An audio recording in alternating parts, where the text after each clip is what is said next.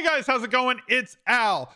Division Championship weekend is here, and I've got a first look video for you on DraftKings. We're going to take a look at everything that there is for NFL DFS for this weekend. The game between the Cincinnati Bengals and the Kansas City Chiefs, the game between the Los Angeles Rams in SoFi against the San Francisco 49ers, who they have not beaten for 3 years. It's going to be interesting to see how these two games play out. The first game seems very predictable, that Cincinnati-Kansas City game. We kind of know what's going to happen on offense there. The other game, there's a lot more up in the air. So we're going to take a look at things and how they could break down and how you should be building lineups, as well as take a look at a pick'em on Underdog Fantasy and the lineup builder over on fantasylabs.com. So hopefully you guys enjoy it. If you do, drop a like on the video. Let's go. He's a legend.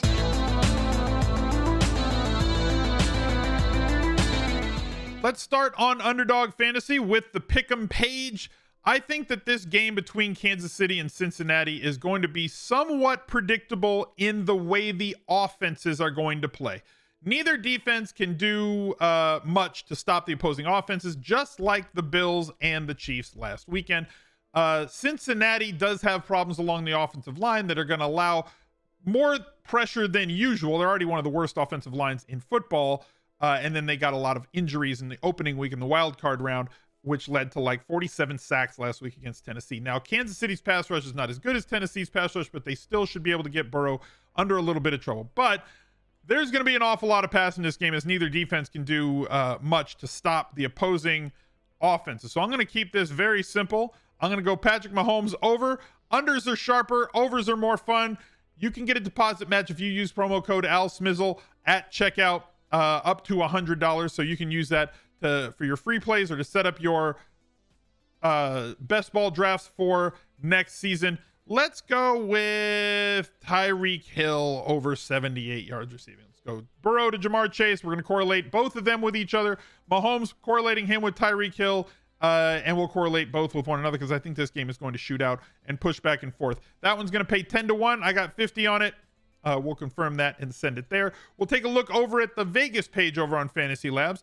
This one is a completely free page. If you go to fantasylabs.com, if you just use the link down below in the pinned description, pinned comment, smizzle.tv/labs with an uppercase L.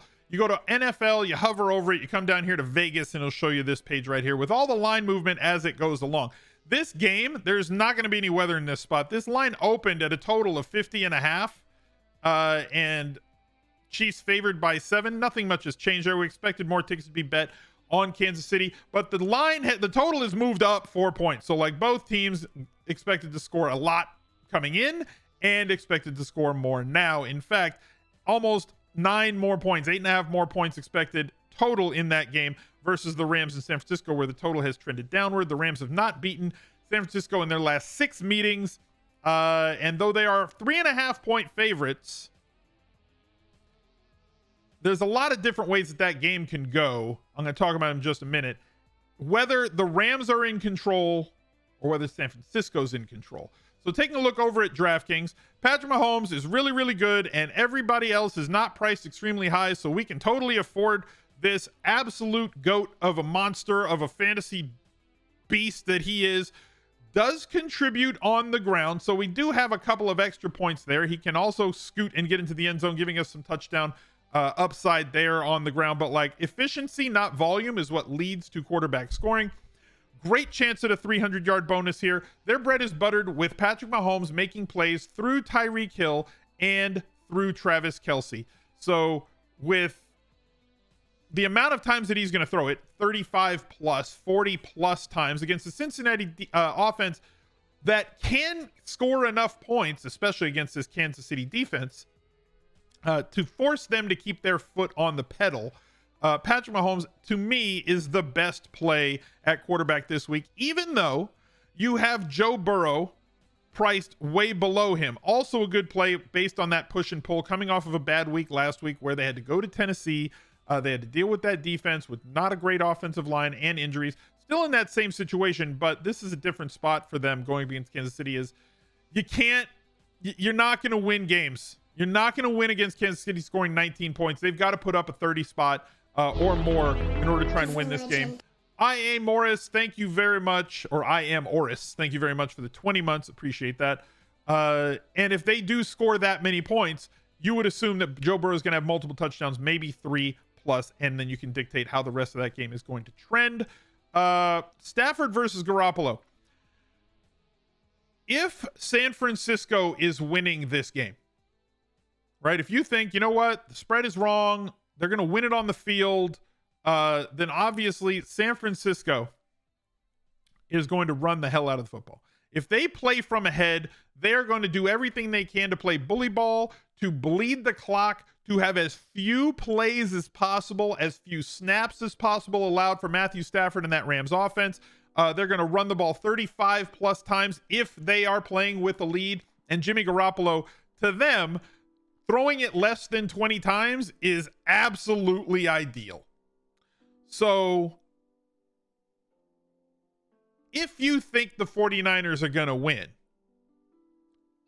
it's not likely that Jimmy Garoppolo is going to put up a 3 or a 4 touchdown game. Now, yeah, there are paths to that, like, right, okay, look, how'd they get the lead? Well, Jimmy Garoppolo completed a short pass to George Kittle, who's got a lot of yards after the catch, as is his talent. And it's the same talent that Deebo Samuel has, and it's the same talent that Brandon Ayuk has. They break tackles. They're great at yards after the catch. And also, this offense does not throw the ball deep. Jimmy Garoppolo, not good in terms of his metrics when throwing the ball over 5 or over 10 yards in air yards, as opposed to when he throws it really, really short. Really great at getting the ball into these guys' hands, and those guys are really great at breaking tackles and getting long gains after, but it's not going to be because Jimmy Garoppolo has done stuff by himself. Now, that could happen, but it's much tougher to rely on like a 60-yard touchdown where it's going to be on a screen pass, which is essentially what you have to take advantage of. Now, if they're going to be playing from behind, now Jimmy Garoppolo is going to have to pass a lot more if they're down 10 points. We've seen what Stafford can do. We know that 300 yards is certainly on the table for him. Multiple touchdowns, certainly on the table for him. Last time they played, 3 touchdowns on 238. The time before that, 1 touchdown on 243, and a lot of yards to Cooper Kupp in both of those games. I'm going to go with Mahomes as my quarterback here. If you want to go a different way, that's fine with me. As far as running back goes, if you want to pay up for Joe Mixon on the road in Kansas City, fine. But his price is $900 more than Elijah Mitchell, who we know even in games where, like, San Francisco's going to be fine if they're down 10 in the fourth quarter in this game, right? As long as the Rams don't get the ball. Look, we're within 2 scores. We're not supposed to win this game. We're not favored. We need to win this game. We want to win this game, but like, they're going to grind this out, which means 20 touch expectation for Elijah Mitchell, whether they're winning or whether they're losing. Obviously, he'd be more efficient if they were winning, and they're running over the Rams and they're playing from ahead. But like, 20 touches is coming for Elijah Mitchell at 5,900 against a team that he had 21 the last time they played and 27 the first time they played. So they are going to grind this game out. You know, you're getting touches with him where, like, Joe Mixon, when this team plays from behind, yes, he does get involved in the passing game, which we love to see, which will buoy that, but I don't know that it's worth that extra 900 points. Knowing that if they get behind and they abandon him and just fire it outside with Joe Burrow, who likes to chuck it deep, you can get somewhere by paying way down at running back with guys like Jerick McKinnon, who has really stepped into a massive role in this Kansas City offense. Tons of floor here at 5.1 with upside because of his amazing athletic ability, and 5,100 is too cheap. If you want to pay up for Mitchell, that's fine. Understand that he's going to get his touches whether they're winning or losing. It would obviously be better for you if they're winning. Cam Akers has not been efficient when he's touched the ball, but has looked rather spry and is 900 less in a very similar spot to Elijah Mitchell. So I'm going to plug him in, which is going to allow us to do some other things here with the rest of the team. I'm also going to go with the Rams defense. I personally think that the Rams get off the schneid here against San Francisco and win for the first time in their last 6 meetings, or after 6 straight losses to San Francisco. So if they are playing from ahead and if they force Jimmy Garoppolo to throw the ball 30+ times, that means more opportunities for sacks. That means more opportunities for interceptions, as Jimmy G has almost thrown 4 pick sixes. He has gotten very lucky with some very questionable throws so far in the first 2 weeks of the postseason. And I think it comes to roost this week in SoFi against the Rams. I could be wrong. And if I am wrong, that means that he's not going to drop back at all, which is going to make the Rams defense really tough to get there. So if you are playing the Rams defense this week, it has to be because you're telling the story to yourself in that lineup that you think the Rams are going to be playing from ahead and Jimmy G is going to drop back 30 plus times. If you think San Francisco is going to win that game, you're not playing the Rams defense for that exact reason. I cannot fit Cooper Kupp into this particular lineup this week, but you're going to see why in just a second. He's a great play. Both times he's faced San Francisco, he has done exceptionally well, even though the Rams lost both games. 118 and a touchdown, 29.6 points in the last game, 11 of 13 for 122, 26 points in the game earlier this season.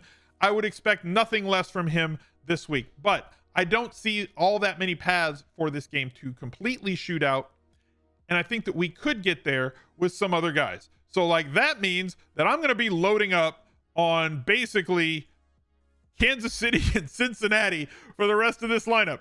You want to see something fun? I can fit Tyreek Hill, Jamar Chase, T. Higgins, CJ Uzoma, and Travis Kelce into this lineup.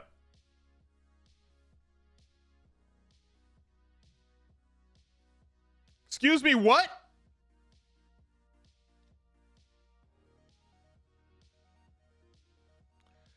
So I have Patrick Mahomes, the most expensive quarterback on the slate.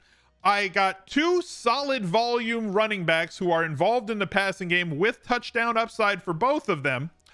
Tyreek Hill, Travis Kelce, and the three highest volume and biggest upside pass catchers on Cincinnati. In a game where they should theoretically have to throw the ball 35, 40 plus times. That lineup's absurd. And I know it doesn't have Cooper Kupp. If you want to play Cooper Kupp, you're going to have to eschew one of these type of high volume players and come down to somebody like Pringle or something like that. But like, you could totally do it if you wanted to do it. I've opened up tight end in the flex for that. Let's go over to Fantasy Labs. I'm boosting up my maximum ownership percentage per lineup. I am going to allow tight end in flex this week. If you wanted to drop this down and allow more minimum salary cap, you can. I've pared down my full correlation just to like pair the quarterback with at least two and pair the quarterback with at least one player from the opponent. We'll apply those settings. We'll head over to the optimizer. We're going to generate 150 lineups. You're going to have to massage these even though it's a 2-game slate. You got to hit on everything. Like if you did not play on the Sunday slate, if you didn't play Gabriel Davis, if you just faded him completely, you had no chance to win. That can always happen. One player can break a slate on a shorter slate much easier than they can on a larger slate. So best of luck to you this weekend. Go check out the great tools that they have over at Fantasy Labs. Go play some pick'em over at Underdog Fantasy. And this is going to be my last daily fantasy full slate video. We will do one for the Super Bowl for the showdown slate. But thank you guys for watching all year. Check out all my other channels for some of my off-season content, and come check us out over on Twitch. Other than that, thank you all for watching this season. Love you guys. See you later. Bye. He's a legend.